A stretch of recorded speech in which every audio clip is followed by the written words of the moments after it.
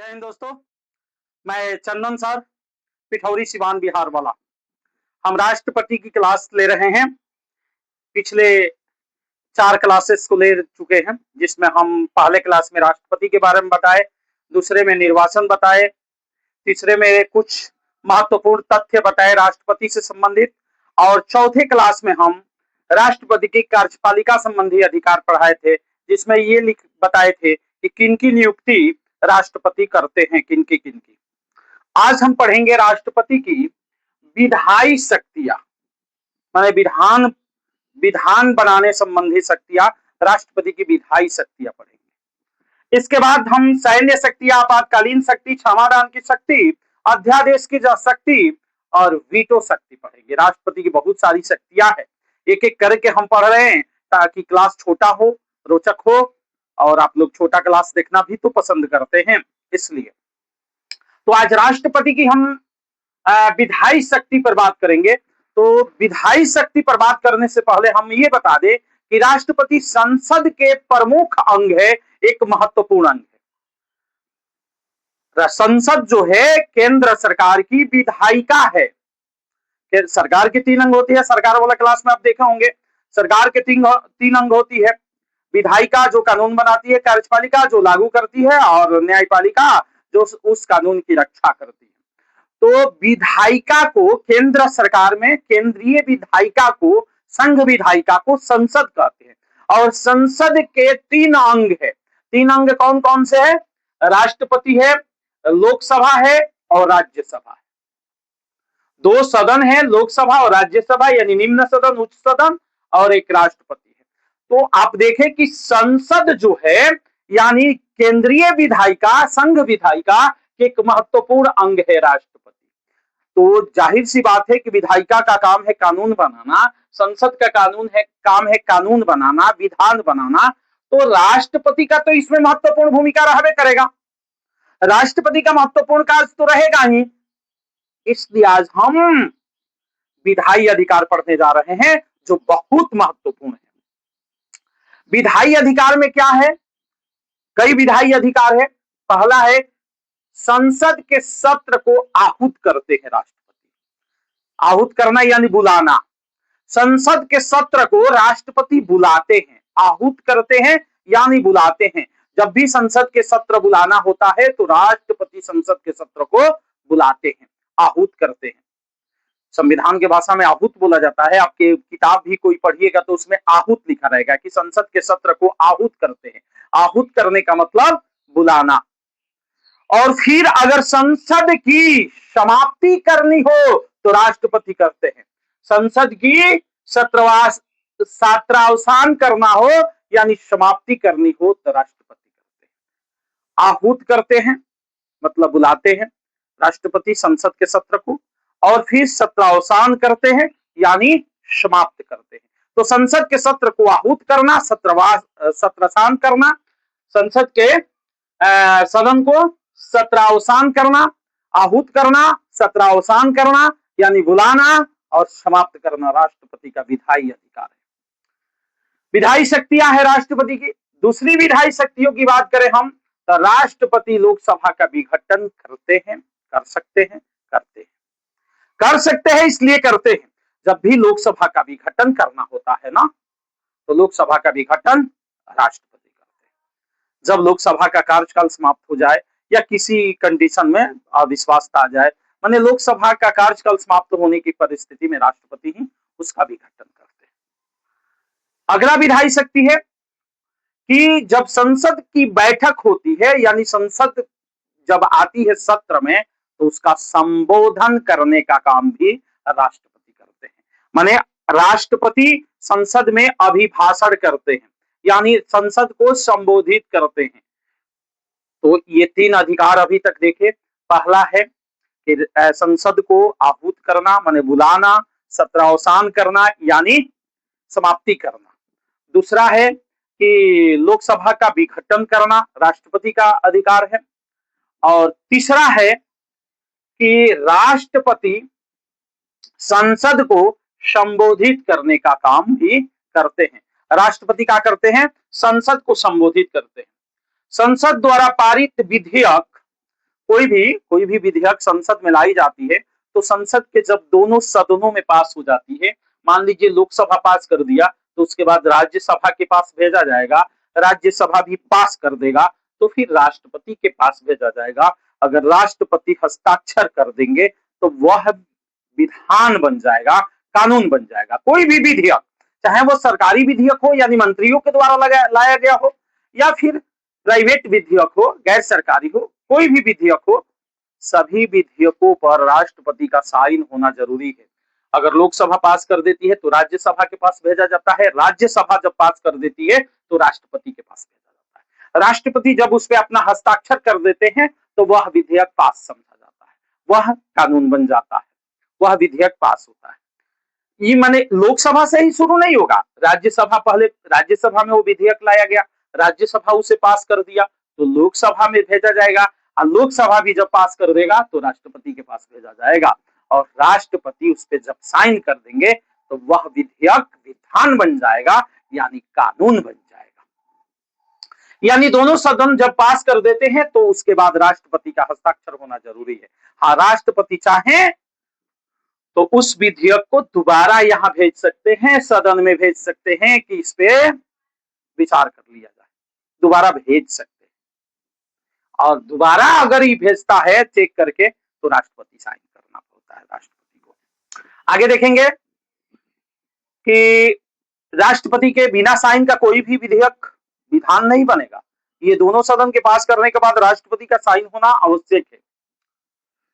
कुछ विधेयक ऐसे होते हैं जो संसद में माने लोकसभा में लाने से पहले, माने सदन में लाने से पहले कुछ विधेयक ऐसे होते हैं जिसे सदन में लाने से पहले ही राष्ट्रपति की अनुमति लेनी पड़ती है। यानी सदन में लाने से पहले राष्ट्रपति की अनुमति की जरूरत होती है। देखिए यहाँ 5 नंबर में हम लिखे भी है कि कुछ विधेयक को लाने से पहले राष्ट्रपति से अनुमति लेनी पड़ती है। अब वो कौन कौन से विधेयक हो सकते हैं? बहुत सारे विधेयक है। कुछ विधेयक है जैसे धन विधेयक। धन विधेयक को जब भी सदन में लाना हो तो सदन में लाने से पहले राष्ट्रपति का हस्ताक्षर आवश्यक है। नए राज्यों के गठन संबंधी अगर कोई विधेयक हो और उसे संसद में लाना हो तो राष्ट्रपति का साइन आवश्यक है। तो कुछ विधेयक ऐसे होते हैं जिस पे संसद में सदन में लाने से पहले राष्ट्रपति का हस्ताक्षर आवश्यक होता है, जैसे धन विधेयक हो गया, नए राज्यों का गठन संबंधी विधेयक हो गया। इन सभी विधेयकों को सदन में लाने से पहले राष्ट्रपति का हस्ताक्षर होना परम आवश्यक है। अब राष्ट्रपति की अगली विधायी शक्तियां क्या है? राष्ट्रपति कुछ सदस्यों को मनोनीत करते हैं संसद में, कुछ सदस्यों को राष्ट्रपति मनोनीत करने का भी काम करते हैं। जैसे यहां 2 सदस्यों को मनोनीत करते थे। कितने सदस्य को मनोनीत करते थे? 2। लेकिन ध्यान रहे कि 2 सदस्यों को यहां मनोनीत करते थे। लोकसभा में 2 सदस्यों को मनोनीत करते थे, लेकिन वो 2 सदस्य कौन होते थे? एंग्लो इंडियन, आंग्ल भारतीय। आंग्ल भारतीय किन्हें कहा जाता है? कि जिनके माता या पिता दोनों में से कोई एक भारतीय हो और एक अंग्रेज हो। मान लीजिए पिता अंग्रेज है तो माता भारतीय होनी चाहिए, माता भारतीय है पिता अंग्रेज है, तो उस लड़का को, उस संतान को, उस संतति को, उस संतान को आंग्ल भारतीय कहते हैं, यानी एंग्लो इंडियन कहते हैं। एंग्लो माने अंग्रेज, इंडियन भारतीय, जो अंग्रेज और भारतीय दोनों के पुत्र हो, दोनों के पुत्री हो। यानी कोई एक, मान लीजिए कि फिरंगी में है, कोई भारत का पुरुष है, दोनों का संबंध, शादी हो गया और दोनों से जो बच्चा पैदा हुआ है उसे आंग्ल भारतीय यानी एंग्लो इंडियन कहेंगे। या फिर कोई अंग्रेज है और भारत की कोई महिला है, दोनों की शादी हुई है और दोनों से बच्चे जो होते हैं उन्हें भी एंग्लो इंडियन या आंग्ल भारतीय कहते हैं।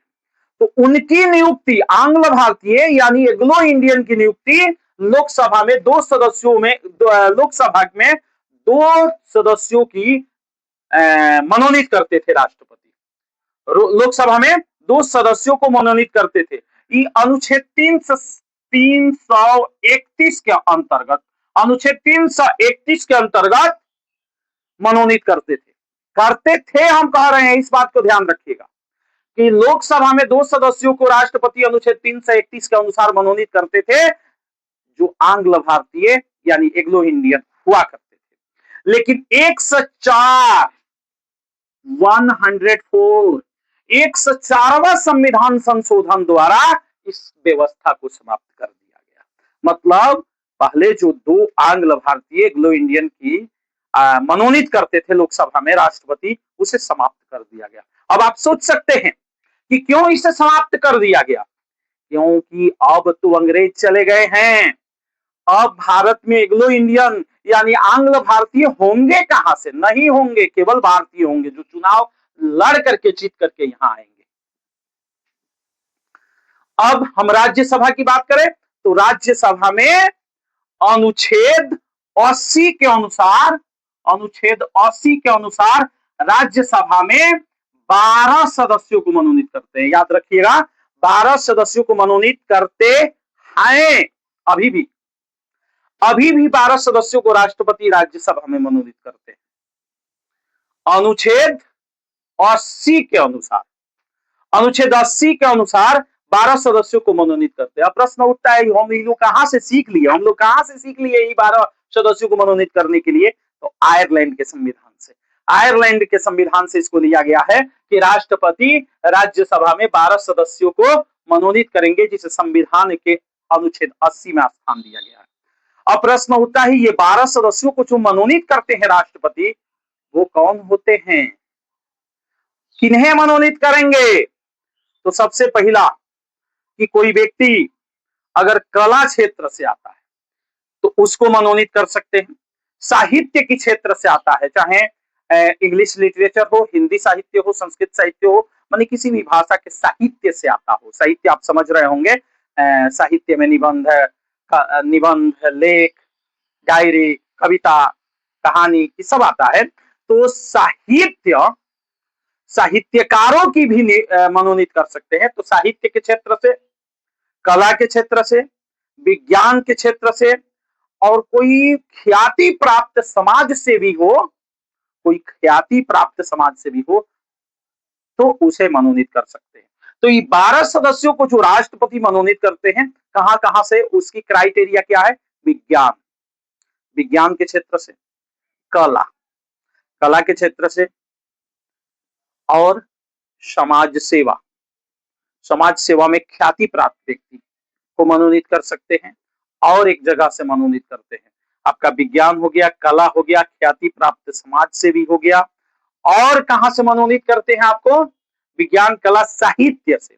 तो साहित्य, कला, विज्ञान, समाज सेवी, समाज सेवा, इन 4 क्राइटेरिया से, इन 4 क्षेत्रों से राष्ट्रपति 12 सदस्यों को मनोनीत राज्यसभा में करते हैं अनुच्छेद 80 के अनुसार। तभी राज्यसभा में 12 सदस्यों को मनोनीत राष्ट्रपति करते हैं, और 2 एंग्लो इंडियन को अनुच्छेद 331 के अनुसार लोकसभा में मनोनीत करते थे, जिसे 104वां संविधान के द्वारा इसे समाप्त कर दिया गया।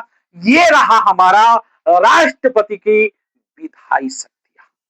अब हम पढ़ेंगे अगले क्लास में राष्ट्रपति की सैन्य शक्तियां, आपातकालीन शक्तियां, क्षमादान की शक्तियां, और क्या पढ़ेंगे? अध्यादेश जारी करने की शक्ति जो दी गई है उसे पढ़ेंगे। और राष्ट्रपति को कुछ वीटो दिया गया है, जिसे पॉकेट वीटो वगैरह, तो उसको भी हम पढ़ेंगे। आप हमारे साथ बने रहे। आपसे काइंडली रिक्वेस्ट है कि यदि फेसबुक पर हमारे वीडियो को देख रहे हैं तो फॉलो जरूर करें, और अच्छा लग रहा है तो लाइक करें और शेयर करें। अगर यूट्यूब पर देख रहे हैं तो काइंडली रिक्वेस्ट है कि मेरे चैनल को सब्सक्राइब करें और शेयर करें। अच्छा लग रहा है तो लाइक करें। थोड़ी सी आप प्रयास करेंगे तो हमें हौसला मिलता रहेगा। हम आपके लिए काफी मेहनत करते रहेंगे, आपको लाभ पहुंचाते रहेंगे। धन्यवाद। इसका स्क्रीनशॉट